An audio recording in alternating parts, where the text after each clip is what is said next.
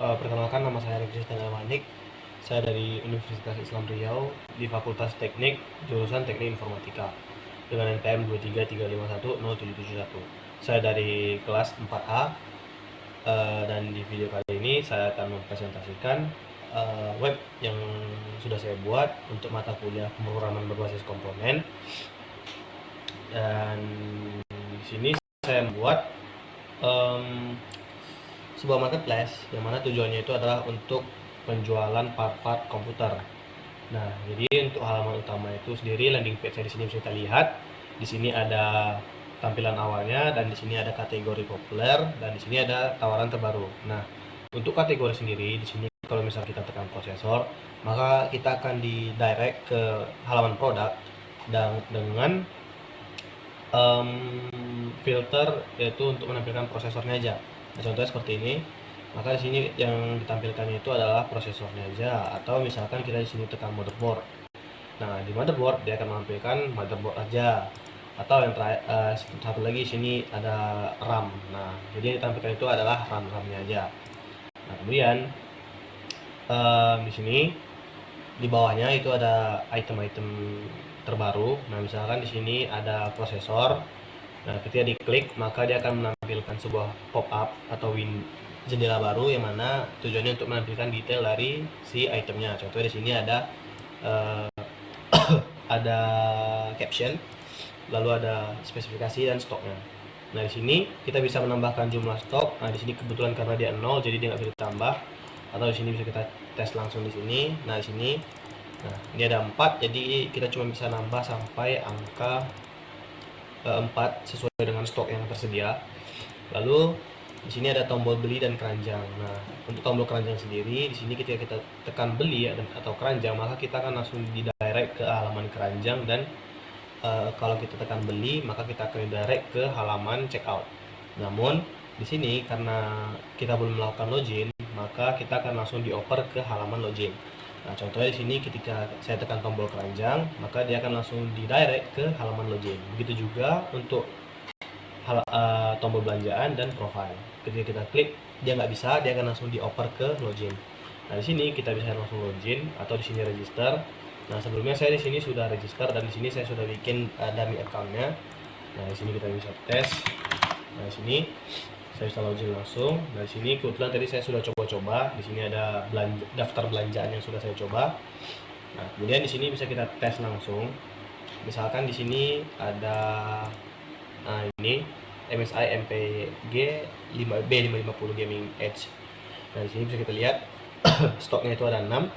Nah, misalkan kita bikin 2 stok lalu kita masukkan ke dalam keranjang, maka kita akan diberikan sebuah alert atau notif berbentuk alert bahwasannya kita berhasil add ke keranjang. Lalu ketika kita tekan di keranjang, dia akan tampil, namun di sini tetap angka 0. Jadi kita perlu refresh, maka dia akan bertambah jadi 2 sesuai dengan stok yang sudah kita pilih.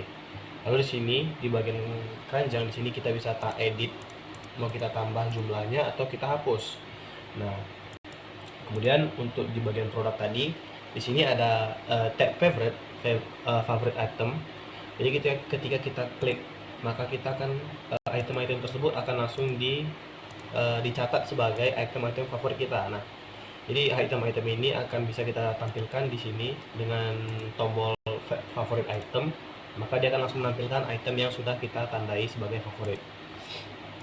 Kemudian di sini ada kategori di sini, yaitu bisa untuk memfilter item-item yang ada di marketplace-nya. Contoh di sini prosesor. Kemudian kita ingin lihat prosesor yang Intel aja. Nah, di sini akan langsung ditampilkan Intel atau AMD. Nah, begitu juga dengan kategori yang lainnya. Kemudian di sini bisa kita cek untuk di bagian penjualan. Di sini saya sudah coba untuk menjual beberapa item. Nah, atau di sini kita coba tes item baru. Misalkan di sini saya jual barang gini aja. Lalu sini kategori utamanya itu kita bikin VGA, lalu di sini pilih lainnya.